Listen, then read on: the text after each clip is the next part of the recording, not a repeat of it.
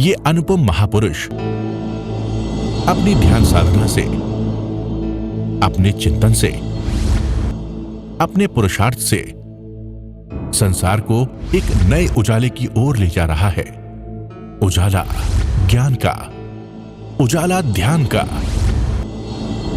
उजाला उच्चतम शिखर पर जाने का। देखूं साई, मैं तो शिव में देखूं साई।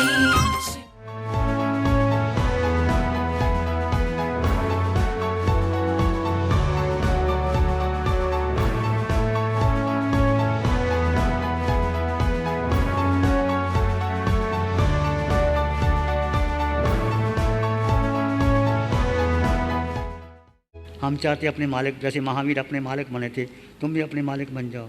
आज तक हमने ये नियंत्रण किसी और के हाथ में दे रखा है, अब इंद्रियों के द्वारा। आत्मा इंद्रियों के सुखों में लग गए हम। आँख का विषय देखने का, कितने दृश्य देखे, तृप्ति आई। कान ने कितने संगीत सुने, तृप्ति आई। जिह्वा ने कितने रस लिए, तृप्ति आई। ये सारा जो इंद्रिय घोड़े हैं ना, वो आत्मा को चला रहे हैं।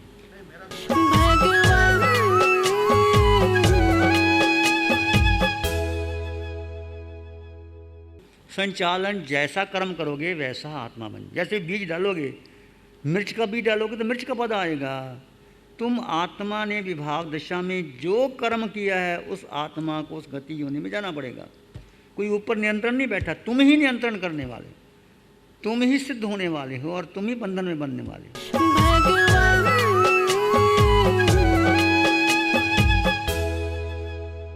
कोई बात होने दो, दर्द तुमको नहीं हो रहा, शरीर को हो रहा है।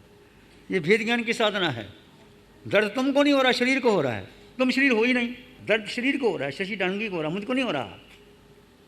अलग अलग करो अपने आप को। ये शुरू शुरू में तकलीफ होती है, हाँ होगा, धीरे धीरे होगा। उसको देखते रहो, देखते रहो।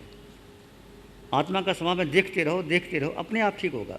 तुमको जो बताया जाता है वैसा करो, और करने के बाद धीरे धीरे होगा। थोड़ा पेशेंस रखना पड़ेगा। सहज पके सो मीठा हो, एकदम नहीं कि मेरा मन लग जाए। जो अंदर के विकार, ये ध्यान क्या कुदाली है, अंदर के विकार निकलेंगे, फिर आपका मन शांत होगा। जैसे पहले कमरे में आए, किसी ने सफाई की, झाड़ू पोछा लगाया, कुर्सियाँ बिछाई, तुम आके बैठे, ऐसे ध्यान के लिए तैयारी की, तो मन के अंदर जो बेचैनी है वो प्रकट होती है शरीर के द्वारा, इंद्रियों के द्वारा वो प्रकट होगी। उसको देखो और जानो, कुछ ना करना, अपने आप ठीक हो जाएगा। मन क्यों नहीं लगता कि कुछ करना नहीं, मन कुछ करना चाहता है। मन का स्वभाव क्या, पेंडुलम की तरह इधर जाएगा, इधर जाएगा, इधर जाएगा, इधर नहीं। मन ठहर गया तो मन की मौत। मन क्या जाएगा, या तो भूतकाल में जाएगा या भविष्य काल में जाएगा। देखो, या तो आपको भूतकाल की याद आएगी, मैं ऐसी थी, मैंने घर में ये काम किया, या भविष्य में मैंने वहाँ करना है, ऐसा करना है, ऐसा करना। ये कठिन है। तो कुछ नहीं करना मतलब मन को मारना है, कुछ नहीं करना मन की मौत। अब मन मरना नहीं चाहता, मन तो जिंदा रहना चाहता है, कुछ करना चाहता है, इसलिए ये कठिन है। ये कुछ ना करना सबसे कठिन है, करना बड़ा आसान है, कुछ ना करना कठिन है। ये कहते ध्यान छूट क्यों गया, इसलिए कि सब कुछ करने में लग गया और शांति खो गई।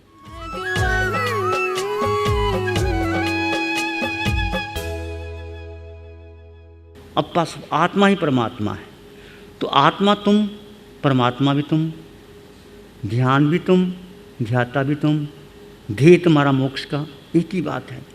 तुम अब 3.5 हाथ की काया में, जो आत्मा में असंख्यात प्रदेश आत्मा में जो कुछ हो रहा है उसको जानो और देखो। जो हम बता रहे हैं उसको करते रहो। जो ध्यान की प्रक्रिया हम ले जाना चाहते हैं प्रभु की कृपा से, उसको जानो और देखो, अपने आप समझ में आ जाएगा।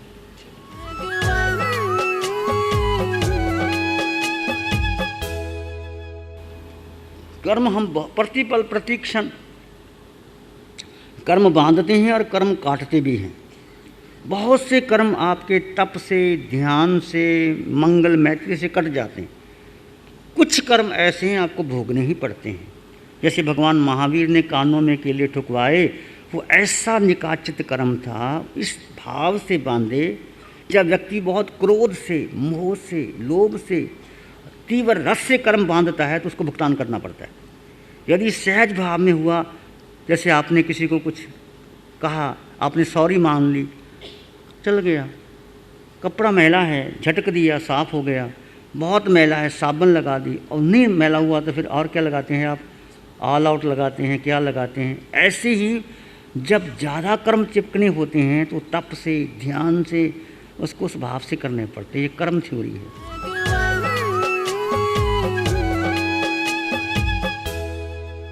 यदि आपको रुचि है धर्म के बारे में और आप धर्म करना चाहते हो महावीर की साधना को, तो आप भव्य हैं। आपकी रुचि, आपकी श्रद्धा बताती है। बाकी निश्चय केवल ज्ञान है। मन किसे कहते हैं? मन तुम्हारे विचारों का, धारणाओं का, परंपराओं का, पास्ट फ्यूचर का कलेक्शन, वो मन है।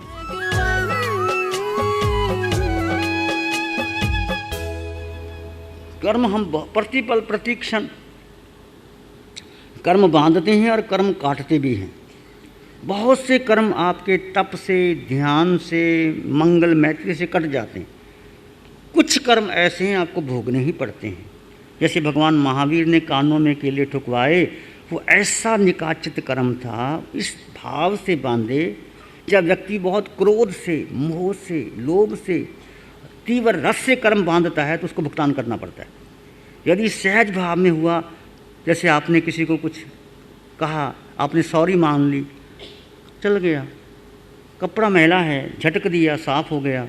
बहुत मैला है, साबुन लगा दी। और नहीं मैला हुआ तो फिर और क्या लगाते हैं आप? ऑल आउट लगाते हैं, क्या लगाते हैं? ऐसे ही जब ज़्यादा कर्म चिपकने होते हैं तो तप से, ध्यान से, उसको उस भाव से करने पड़ते हैं। ये कर्म थ्योरी है। देखिए, पहले तो ये सोचते हैं कि नींद क्यों आ रही है। बाह्य कारण थकान, नींद नहीं आना, ये सब होना। अंतरंग कारण है कि हमने अभी ऑपरेशन शुरू किया है। ऑपरेशन शुरू किया है, जलती हुई आग में और कोल से डालो तो आवाज़ आती है? नहीं आती ना। और आग भभकती है। और गरम गरम अग्नि के ऊपर 2-4 पानी के छींटे डालो। जैसे पुराने ज़माने में तवा ठंडा करते थे, अग्नि ठंडी करती थी तो क्या आती थी आवाज़? शू शू। अभी ये हो रहा है, अभी तक आप राग भाव में जी रहे थे और यहाँ पे वितराग भाव को बढ़ाया जा रहा है। तो जो लोग राग रंजित लोग हैं उनको अच्छा नहीं लग रहा, उनके मन को बोरिंग हो रही है, उनको मन को उदासी आ रही है। मन में कहाँ फंस रहे हैं, विचारों में, संस्कारों में, वृत्तियों में मन घूम रहा है और मन उनको नींद में ले जा रहा है, आलस में ले जा रहा है, ध्यान की ओर, आत्मा की ओर जाने ही नहीं दे रहा है। लेकिन धीरे धीरे ये छींटे बढ़ते जाएंगे वितरागता के, शांति के, आनंद के।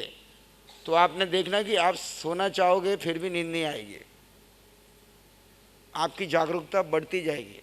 अभी काम स्टार्ट हुआ है, सुबह से ही रात तक तो आप आए थे दुनिया से, थोड़े से बेसिक बातें की, तो घबराना नहीं है। आपका काम क्या है, जैसे ही नींद आने लगे कमर पीठ सीधी करो, मानसिक रूप से सो हम सो हम सो हम।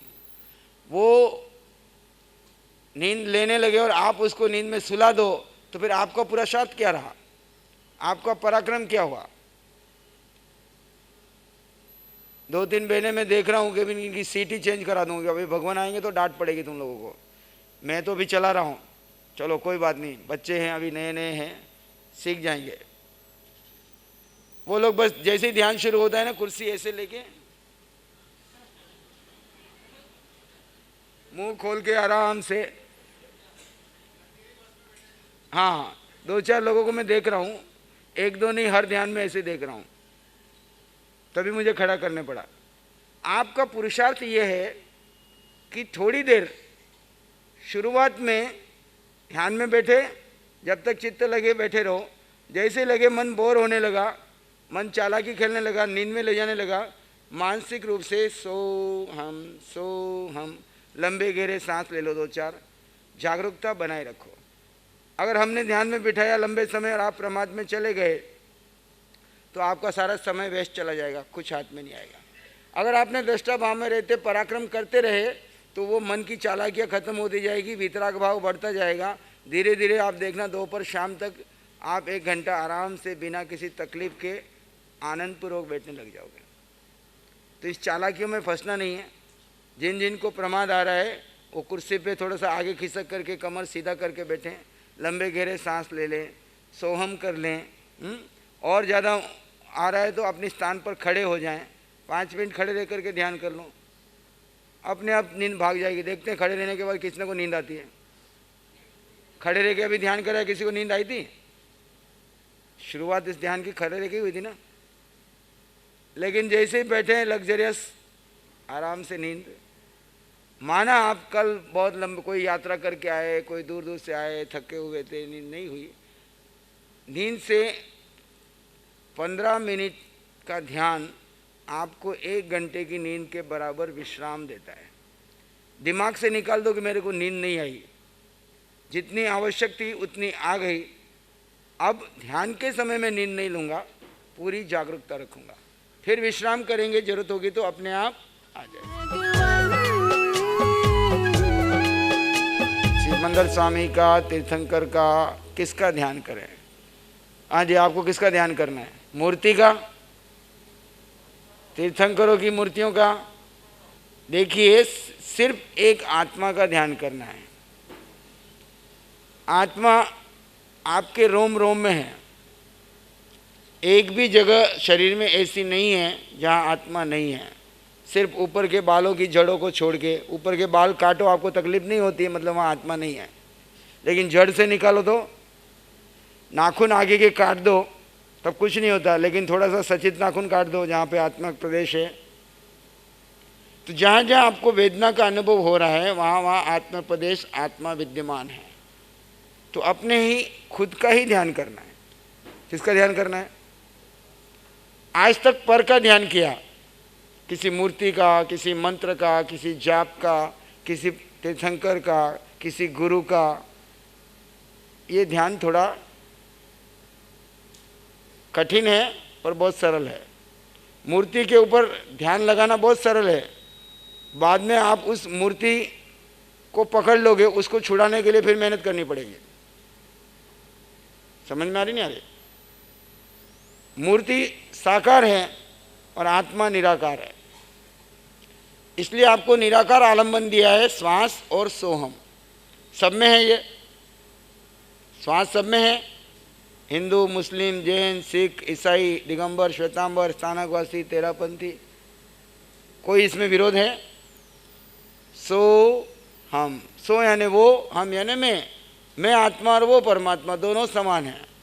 सांसों के साथ सो हम करते करते जैसे चित्त शांत हो जाए, शांति में बैठो। शांति में जितनी देर बैठ सकते बैठो। जैसे लगे विचारों में, विकारों में फंसने लगे, उसी समय आप क्या करो, पुनः मानसिक रूप से सो हम। दूसरा आपको दिया है आत्मा के किसी एक गुण का चिंतन। आत्मा के किसी एक गुण का चिंतन करेंगे, जैसे मैं आत्मा अकेला, मैं आत्मा अनंत सुख वाला। इस तरह से अगर आप ये प्रयोग करोगे तो धीरे धीरे आप अपनी उस दशा को प्राप्त कर लोगे। सबके भगवन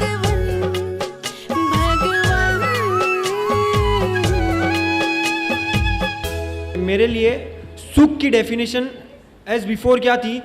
ब्रांडेड कपड़े पहनने, अच्छा फ़ोन यूज़ करना, और मुझे किसी फ्रेंड का सहयोग मिलता था तो मैं खुश होता था, सुख। और जब मेरे बड़े पापा ने बोला कि भाई शिविर रखा हुआ है, तेरे को आना है, नहीं अच्छा लगे तो फिर से उसी दिन निकल जाना, कोई ना नहीं बोलेगा मेरी तरफ से। आत्मा में अनंत सुख है, ऐसे बोलते गए श्री ऋषि मुनि जी महाराज साहब। तो एक अंदर से प्रेरणा जागृत हुई, बहुत सुख शांति मिली, और डेफिनेशन भी चेंज हो गई। और मैं चाहूँगा कि मैं जो फ्रेंड को मिलूँ तो एक सुख की डेफिनेशन मेरी साइड से जो है मैं वही बताऊँगा। आंखें बंद, मन वचन काया शांत, शरीर शांत, विचार शांत, सृष्टि शांत, वातावरण शांत, हर दिशा हर किनारा शांत शांत शांत। सिर के सिरे से पांव के मुठे तक अपने भीतर शुद्ध चेतना का एहसास कीजिए। तुम केवल आत्मा हो। आत्मा आत्मा, मैं आत्मा, तुम आत्मा, सब और आत्मा आत्मा।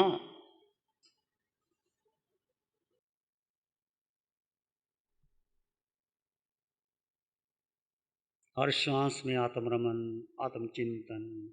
विचार आएंगे चले जाएंगे, तुम विचार नहीं हो, तुम मन बुद्धि भी नहीं हो, तुम देह भी नहीं हो। सारे संबंधों संयोग के बाद तुम केवल आत्मा हो, केवल आत्मा हो। वो आत्मा जो निराकार है, जो निर्विकार है, जो सुख समृद्धि से संपन्न है, परिपूर्ण है, वो तुम हो। दैट द वाट, वो तुम हो।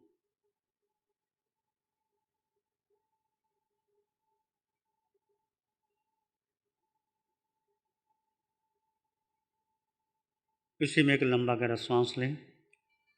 अरिहंत परमात्मा के चरणों में अनंत कृतज्ञता ज्ञापित करें। एक और लंबा गहरा श्वास। अरिहंत परमात्मा के चरणों में नमन और वंदन। दोनों हाथों को आंखों पे ले जाएं। हल्का सा स्पर्श। धीरे से आंखें खोल सकते हैं। श्री चत्तारी मंगलम, अरहंता मंगलम, सिद्धा मंगलम, साहू मंगलम, केवली पानातो धम्मो मंगलम। चत्तारी लोग उत्तम, अरहंता लोग उत्तम, सिद्धा लोग उत्तम, साहू लोग उत्तम, केवली पानातो धम्मो लोग उत्तम।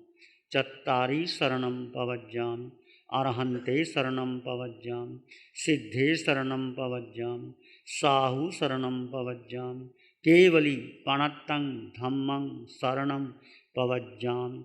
चारे शरण दुख हरण जगत में, और न कोई होगा जो भव्य प्राणी, उसका अजर